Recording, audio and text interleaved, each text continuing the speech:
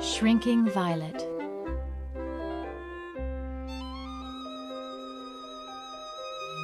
On the afternoon of the annual Carry the Flag Day at school, Violet felt her stomach turn upside down. "I can't do it," she told her teacher, Mrs. Maxwell. "Everyone will be watching me." "We will be watching your lovely maple leaf flag," said Mrs. Maxwell, smiling. "And how high you wave it," added her best friend, Opal. "Not to mention your Flag Day smile," said Harriet.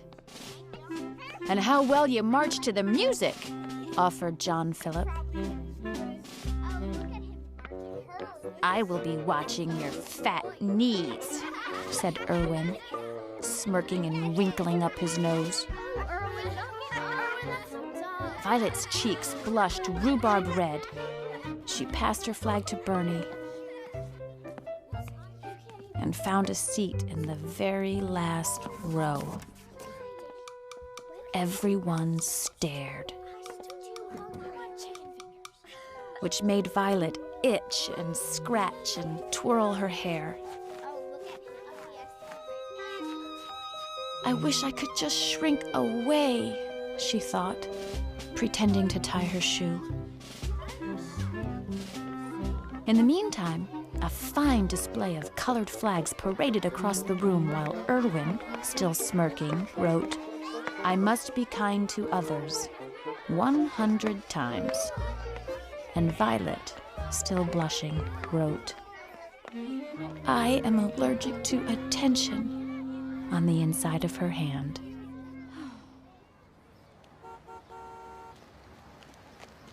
"You don't really have fat knees," said Opal as she and Violet walked home after school. "You have hairy arms," said Erwin, bursting out of the bushes in front of Mrs. Hawthorne's house. All the neighbors stared, which made Violet itch and scratch and twirl her hair. "I wish I could just shrink away," she thought, counting the number of hairs she had up and down her arms. That afternoon in Violet's kitchen, Opal read Violet's palm. "It says here that one day soon you will do something about that, Erwin." "You're not a very good reader," said Violet.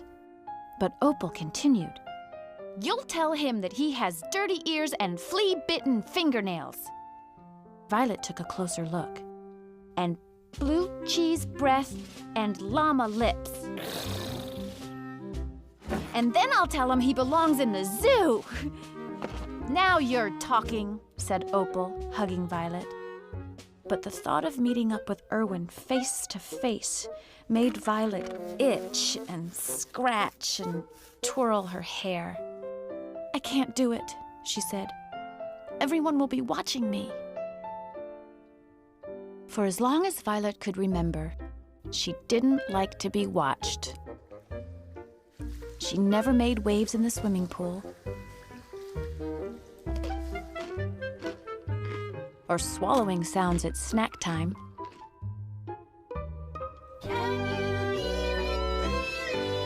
She didn't sing in the Salute to Spring concert. And she wouldn't dance when someone asked her. For as long as Violet could remember, she liked to do all the watching.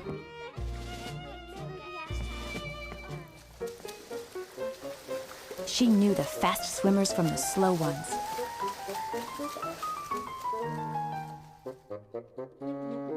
And exactly what everyone brought for snack. She knew the second someone sang off key.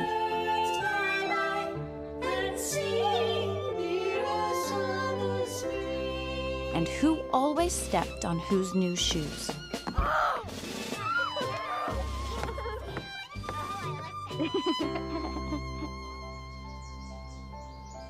The more Violet looked and listened, the sharper she got. Violet showed Opal that a butterfly had 6 legs and 4 wings, and told her how crickets rub their wings together to chirp. Violet could rumble like a hungry stomach. Rumble. And grumble like King Kong when he got angry. Rumble. Opal was impressed.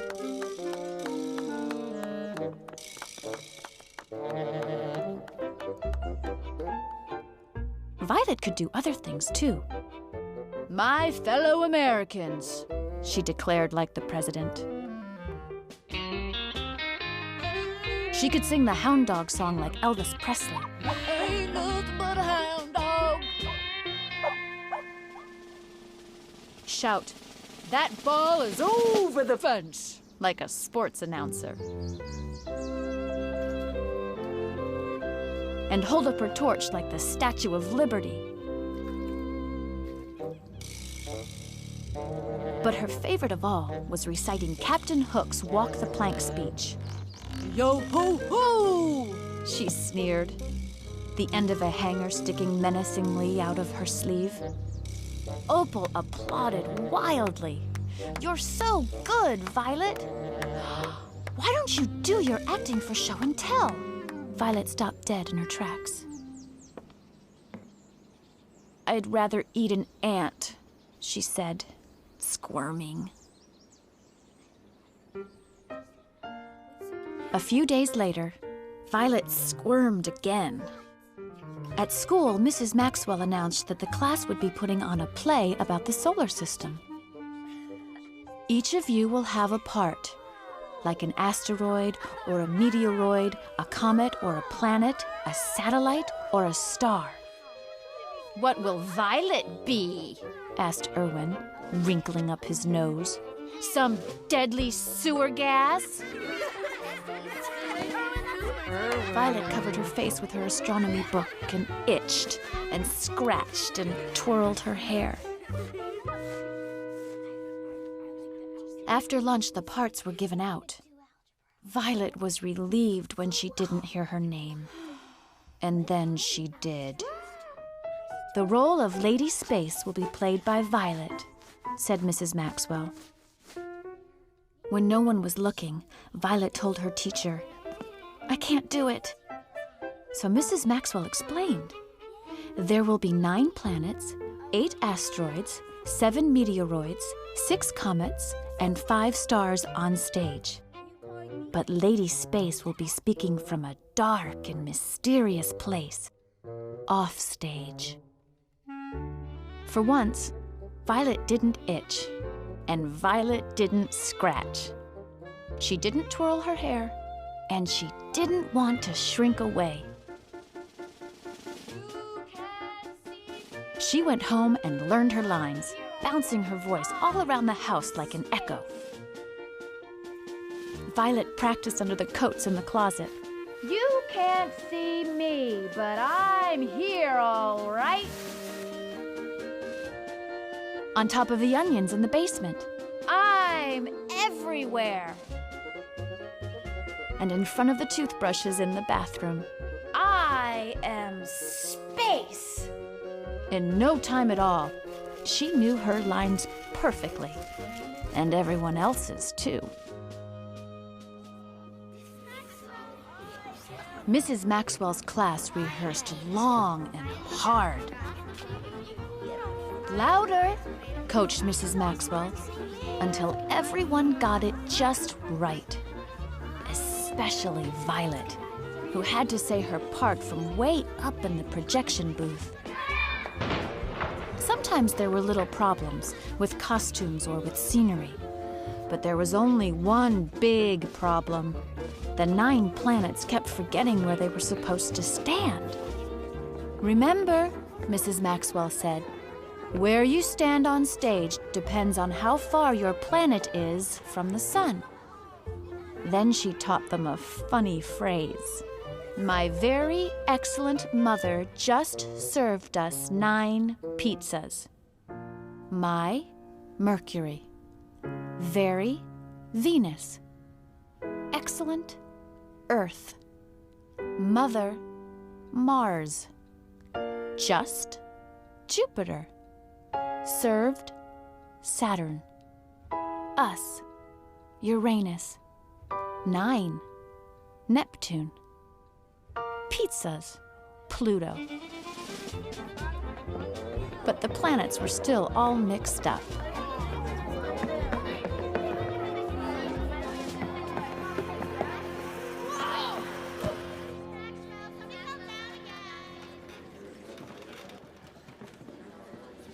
Just about everyone had the jitters on opening night. When the curtain went up, Lady Space was the first to speak. Our solar system is part of a giant galaxy called the Milky Way. And the sun, a star, is at the center.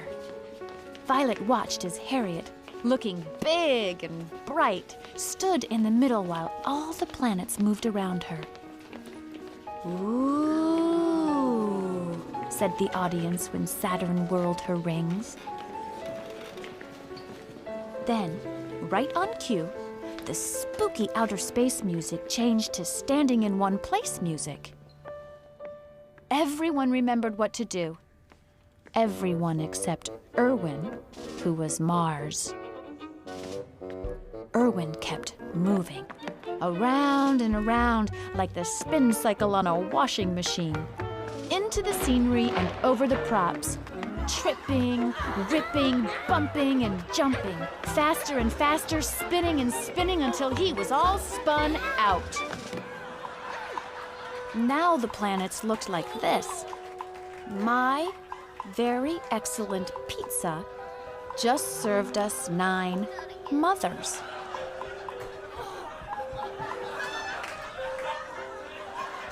First, Mercury started speaking. I am Mercury. You don't need a telescope to see me. I am the closest planet to the sun. I am named Then after Venus. the Roman god of travel. I am Venus. I am named after the goddess of love and beauty because I am the brightest planet in the sky. Mercury may be hot, but I'm even hotter. That's Then Earth. thick clouds. I am Earth, our home planet. I am not the biggest planet in the solar system, nor am I the smallest. I am Mars not was the next. hottest or the coldest. But where was Erwin? Suddenly, Violet knew what she had to do. She put on her Erwin the smirk face, and in a perfect imitation, she began. I am Erwin the alien, maddest Martian on Mars. Scientists think there is no intelligent life on my planet, and they're right. The audience laughed as if it were all part of the play. Violet continued. The surface of Mars is as red as blood. That's why I'm named after the god of war. Anyone want to fight? This time the audience roared. Erwin scrambled to his feet, gave Pluto one last push, and finally took his proper place. Everyone stared, which made Erwin fidget and burp and twiddle his thumbs. After that, it was smooth sailing.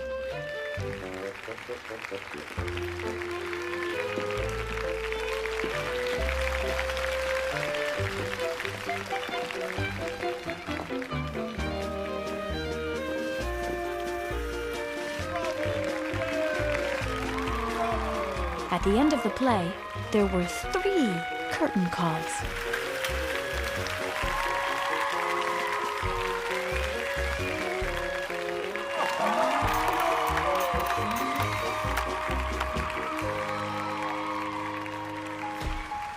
The spotlight looked for Violet.